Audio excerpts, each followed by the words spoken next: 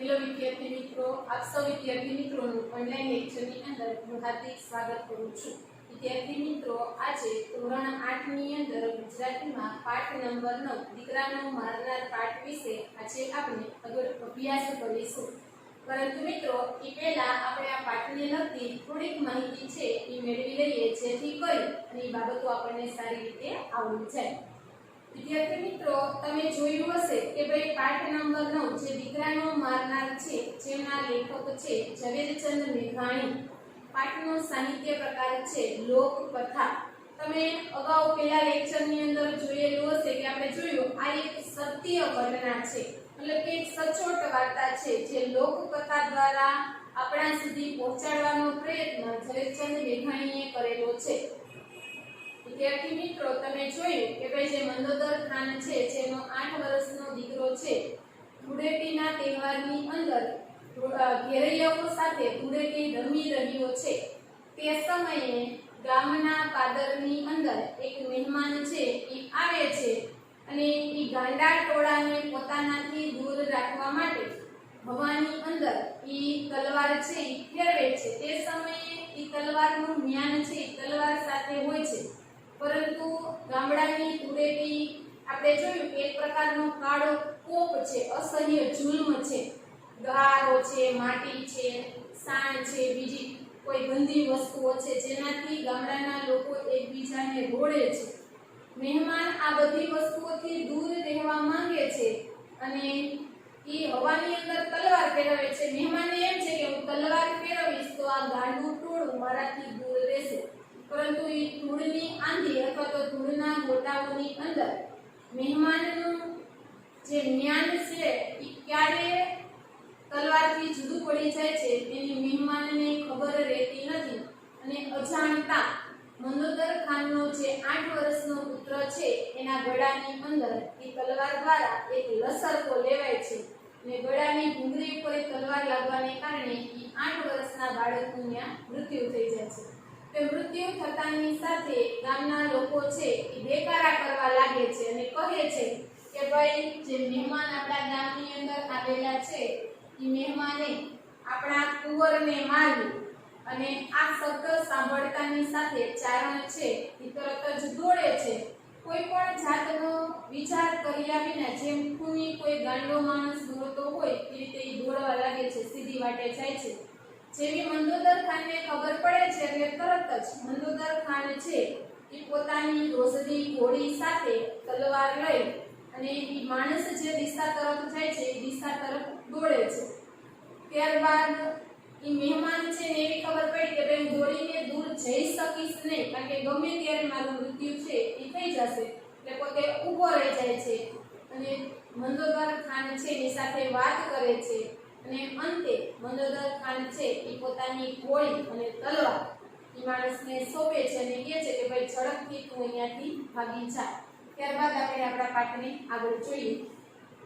આ મારી ઘોડી આપું છું, ચડીને ભાગવા માંડ। તો એ તરત જ મંદોદર ખાન છે એ ચારણને કહે છે કે ભાઈ હું તને મારી ઘોડી આપું છું, તું આ ઘોડી ઉપર બેસી જા અને ઝડપથી અહીંથી ભાગવા લાગ। શું બોલો છો? એટલે તરત જ જે ચારણ છે એ કહે છે કે ભાઈ તમે આ શું બોલી રહ્યા છો, કે તમે એમ મને કહો છો કે તારી હું તને મારી ઘોડી આપું છું અને એ ઘોડી લઈ અને તું ભાગી જા। ગઢવા વાત કરવાની વેળા નથી। ગઢવા એટલે ગઢવી અથવા તો ચારણ। એ કહે છે કે એ ચારણ અથવા તો ગઢવી અત્યારે વાત કરવાની વેળા એટલે સમય, કહે છે કે ભાઈ અત્યારે વાત કરવાનો સમય રહ્યો નથી, કે હું તારી સાથે કોઈ વાત કરી શકું એવો સમય આપણી પાસે છે નહીં। આ ગામ હલગ્યું છે અને તે એના કુંવરને મારી નાખ્યો છે। આંબિયા ભેળા તારી કાયાના રાય જેવા કટકા કરી નાખજે। તો એ તરત જ કહે છે મંદોદર ખાન છે કહે છે આમ ગામ હલગ્યું છે, મતલબ કે હલકું છે, મારવા માટે તેના કુંવરને માર્યો છે એટલે એ કોઈ પણ જાતની ભાન ભૂલી અને તને મારવા માટે દોડશે। આંબિયા ભેળા મતલબ કે તારો અને ગામના લોકોનો ભેટો થયો અથવા તો તમે બંને મળ્યા, મળતાની સાથે શું થશે તો કે તારી કાયા એટલે શરીર તારા શરીરના રાઈ જેવા એટલે કે રાઈનો દાણો જેવું હોય એવા નાના નાના કટકાઓ છે કે તારા શરીરના કરી નાખશે જેવા ગામના લોકો અને તારો ભેટો થશે એટલે તરત જ અરે પણ ભાઈ તમે જો કારણ કે ચારણ છે એને ખબર નથી કે આજ મંદોદર ખાન છે એટલે ચારણ એને પ્રશ્ન પૂછે છે કે ભાઈ પણ તમે કોણ છો જે મારી મદદ કરો છો હું મારી ઓળખાણ અટાણે નહીં પછી જો હવે મંદોદર ખાન છે ચારણને શું કહે છે કે ભાઈ હું તને મારી ઓળખાણ હું કોણ છું એ અત્યારે હું તને કહી શકીશ નહીં પણ પછી ક્યારેક મળશું ત્યારે કે તને વાત કરીશ કે હું કોણ હતો અટાણે તો ભાગી નીકળ નહીતર તારા છોકરાઓ રઝળી પડશે અને ગામના લોકો તામાને તામા મારા રોક્યા રહેશે નહીં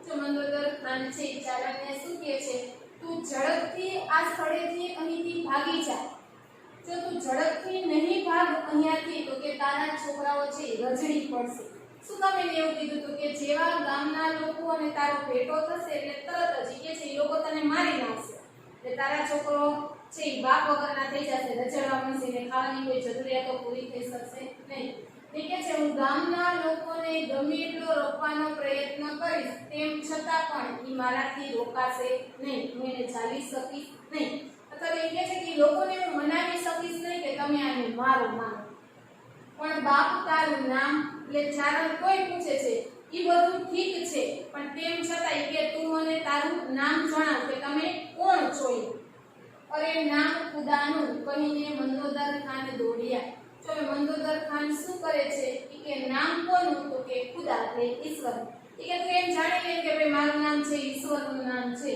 એમ કહી અને તરત જ મંદોદર ખાન છે એ ચારણથી દૂર આ તરફ દોડવા લાગે છે ચારણને બાવળે ઝાલીને રોઝડી પર બેસાડ્યો તો ચારણ ત્યાંથી ભાગતો નથી જાણવા માંગે છે કે કોણ વ્યક્તિ એની મદદ કરે છે એટલે તરત જ મંદોદર ખાન શું કરે છે તો કે ચારણનું બાવળું એટલે હાથ ચારણનો હાથ પકડી અને એને તરત જ રોઝડી એટલે કોળી ઉપર ચડાવી દીધો અને સીધો કોળી પર બેસાડી દીધો ચોપડું હાથમાં આપીને વાસેથી રોઝડીને ડચકારી ચોપડું એટલે કે જે રાંધવું ઘોડીને બાંધેલું હોય જેના દ્વારા તમે લગામ કે છે ઘોડી ઊભી રાખી શકો એ લગામ એના હાથમાં આપી અને વાંસેથી એટલે પાછળથી રોજડીને ડચકારી એટલે કે ડચ અવાજ દીધો જેથી ઘોડી છે એ ચાલવા લાગે ઉચ્ચનો ઝુંડો માથે કરતી ઘોડી ગઈ જોતજોતામાં અલોપ થઈ ગઈ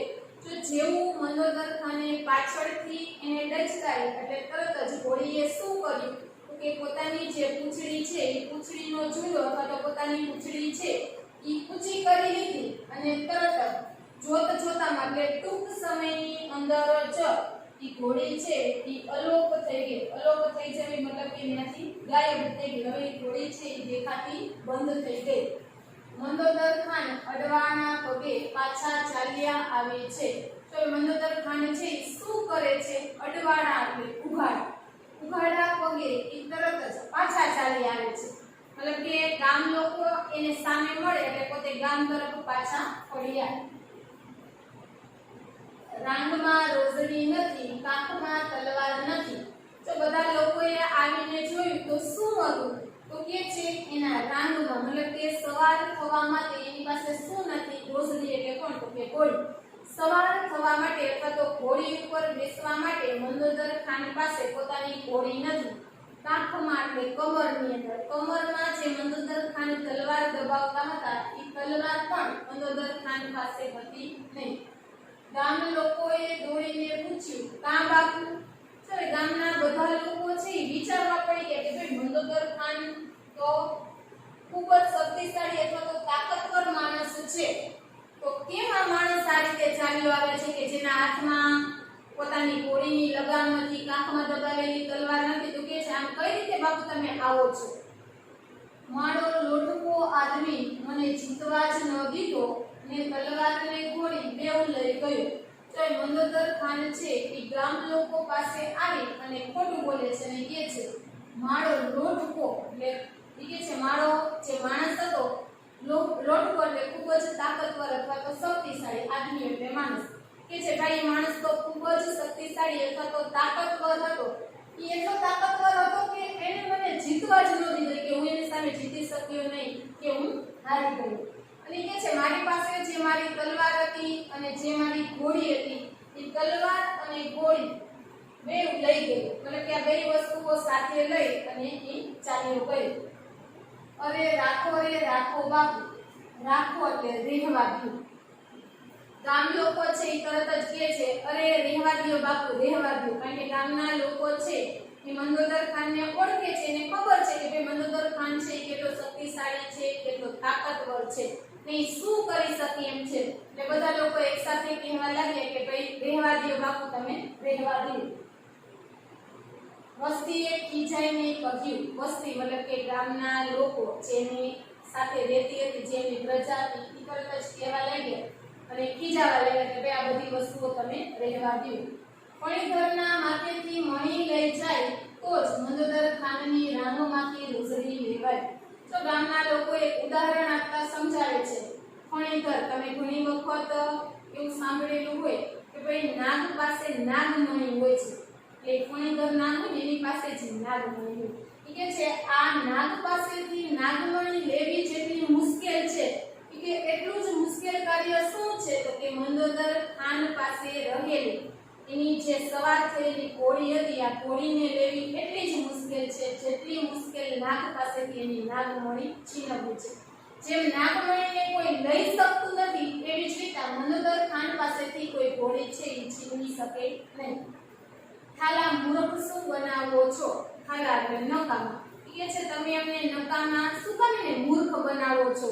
શું અમને ખબર નથી કે તમે કેટલા તાકાતવર છો, કેટલા શક્તિશાળી છો, કે તમારી પાસેથી કોઈ વ્યક્તિ કોઈ વસ્તુ છીનવી શકે નહીં.